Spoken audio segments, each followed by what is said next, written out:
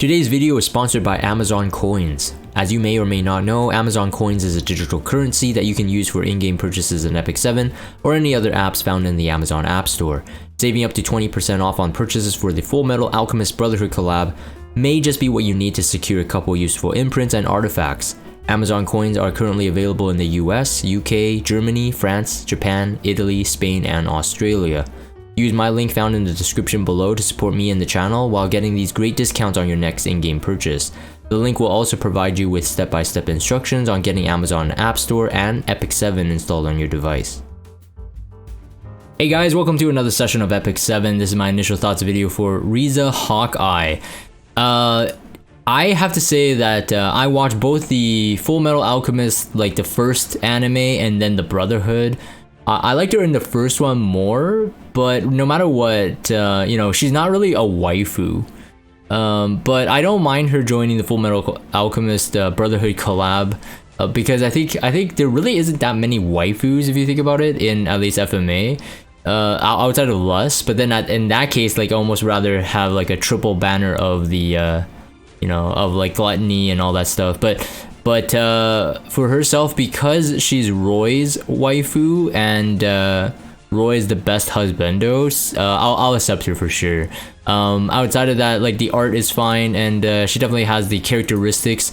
I do like that they designed her, like her whole kit, to kind of function like how she would in the show as well. So overall, you know what? I think she's a welcome addition, and I almost feel that for this free hero, Smoky wanted to be like, okay, we have like the capacity to do like 2 pullable or summonable heroes. Let's give the players the 1 free hero just like every other collab so far. But let's make her actually like usable. Now, arguably speaking, like someone like Ram from the ReZero collab was also usable, but in like PvE. Riza Hawkeye, you know what? I think she has an interesting kit that a lot of people are already thinking that, hey, maybe she's usable in RTA, usable in PvP, right? So her star sign is Capricorn, Ice Ranger. Capricorn is the same as Bologna, so green Bologna. Speed is 115, really good. Attack is at 1003, not as good. Bulk is very nice actually. The health is at 5700, the defense at 585. For both things for Rangers are actually not bad at all. The crit rate, of course, would suffer because you have all that, and then you have 30% effectiveness, which is, really beneficial on heroes that allow for that. And I think she has it. I think she has like a D spell, right? The critical hit rate imprint is obviously the biggest selling point here, because to my knowledge, she's completely free. Just like all the other free heroes and the other collabs, like all her imprint copies will be free. So by the end of this event, you will have a triple S Riza Hawkeye, and whether or not she's 6-starred and 6-star awakened, that is up to you. But Riza Hawkeye skill 2, devoted support. When the foremost allies attack with a single target attack, decrease the damage suffered by up to 30%. Okay, so that's max enhanced or max molded. To +5 there, 30% damage mitigation. When more than 1 damage reduction effect is granted, only the strongest effect is applied. When the foremost ally's health is 50% or lower after being attacked, dispels all debuffs from the foremost ally and the caster, and grants Hawk's Eye to the caster for 2 turns. Dispelling debuffs and Hawk's Eye effect can only be activated once every 3 turns. Okay, so there's a lot packed here. It's a very, very highly supportive skill that requires her not being a knight. This is beneficial in I think in some other ways, because people are thinking like, maybe she can go on guiding light, so she has that extra protection. So because as long as she's on the field, these effects will be applied or have effect. Up to a 30% damage mitigation, and if everybody is familiar with Proof of Valor A Robbie especially, you kind of get an idea of, like, let's say a 25,000 HP hero having a Proof of Valor, what kind of damage can Huayang do? What kind of damage can Strays do, or Watcher Shuri? More often than not, you're surviving most one-shot targets, especially if you have another source of damage sharing, which is through like an Aureus or maybe a well, I guess in T-Crosset's case it wouldn't work because you would conflict the spot, right? You would never have both. And I suppose that's one of the reasons why this is the frontliner, foremost allies and the frontliner. Let's see here, with foremost allies health is, yeah, so foremost allies health is lower than 50%, 50% or lower, dispels all debuffs from that person. So like that's a very highly, another really good aspect about this, that she has a like a full dispel.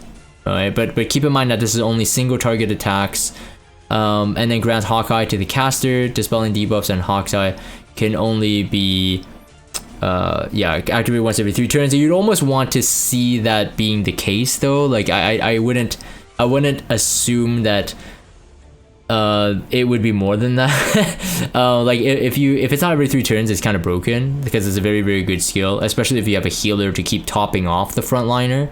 So Hawkeye will increase the speed and critical hit damage by 30%, and that's of course for herself, so that's very nice. And then Hawkeye cannot be dispelled. Okay, so unless she has unbuffable.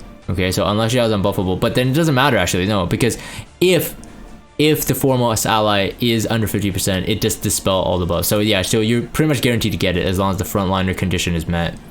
The skill 3, all out, attacks the enemy with focus fire, dispelling all buffs.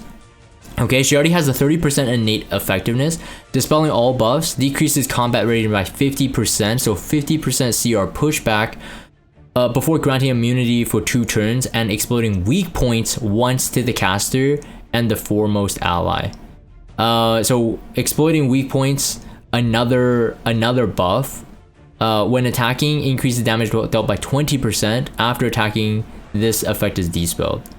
So in my opinion, again, it's a pretty loaded S3, and I have the damage mods actually open. The damage mod is a 2 times attack rate, 2 times damage mod. Now the only thing of course she's suffering was just like, again, if you take a look at the stat line, is that there's no additional crit rate, crit damage is low, attack is low. So realistically, you probably want her build her as like a full on DPS in a way, because she does grant, like, assuming you're on Guiding Light, she'll be like a support with nuking damage and additional support here, right? So dispelling all their buffs, decreasing combat readiness. So you got pushback, you got a slight control, you got dispel, like that's huge, and then you have immunity for 2 turns for herself. And then exploding weak point buff for the caster and the foremost ally, and then that is very strong. So if your foremost ally goes, that buff is gone, and then if she goes again, that buff is gone. Riza Hawkeye's S1 attacks the enemy by firing a pistol, 35% chance or up to an additional 25, so 50% chance to target them for 2 turns. So if they hit it, you have increased hit chance and increased damage for the target debuff. When the caster is granted Hawk's Eye after attacking, increased combat radius of the foremost ally by 20%. So she has CR push for the foremost ally. So very solid all around. I feel like she has way more harmonization in her kit, and you can really already see ways to benefit from her entire kit. The S1 also is no slouch. It's a 1.15 damage mod. So I really do think that maybe the S3 damage mod being a 2 times mod, S1 being at a 1.15, and a POW of 1, it is really compensating that the fact that she is lower damage in terms of her attack is low. But I mean, depending on what you're fighting, you might not even need any effectiveness on her. Like, don't waste that. Like, maybe just build her as like a pure DPS, right? But then on Guiding Light in the back line. So she has a supportive element for your damage dealers. She has or supportive element for your frontliner. That could be a damage dealer, it could be a knight, it could be anything. And then she's a damage dealer herself. With Guiding Light, it's pretty good. All right, so her exclusive artifact increases effectiveness by 25%. Critical hit.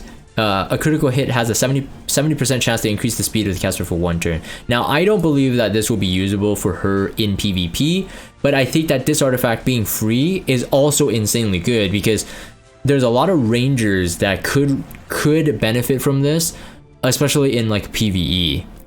So for example, like well, I can't think of an example right off the top of my head, but because it has effectiveness innate and has speed buff, I feel like Expos or or like even specific hunts could benefit from this, I would say expos. I feel like this artifact might have super high value for like a longer autoable fight. So I like the artifact as well. Definitely not a bad artifact.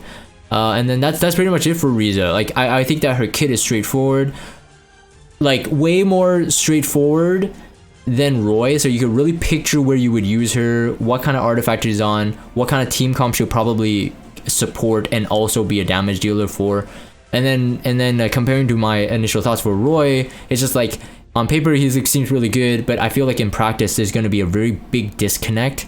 But I think Riza's would be like, on paper she seems pretty good, you can imagine it, and I feel like in practice there's no variations. It's like it's a, how do you say it, predictable outcome. I think that's the best way to say it. Anyways, so that's my initial thoughts for Riza Hawkeye, even though she is free, so you probably wouldn't be caring about what I think about this, but in my opinion she's also something that you don't want to overlook, especially for PvP. Let me know what you guys think in the comments down below. What do you think about Riza? What do you think about Roy, Ed so far with the damage mods all given out? Who is your favorites from top to bottom? Yeah, so for this video recording I'm gonna end this here. If you guys have Discord, check out the Discord server, follow me on Twitter, subscribe to YouTube if you haven't, and as always, thank you guys for watching, and I'll see you guys next time.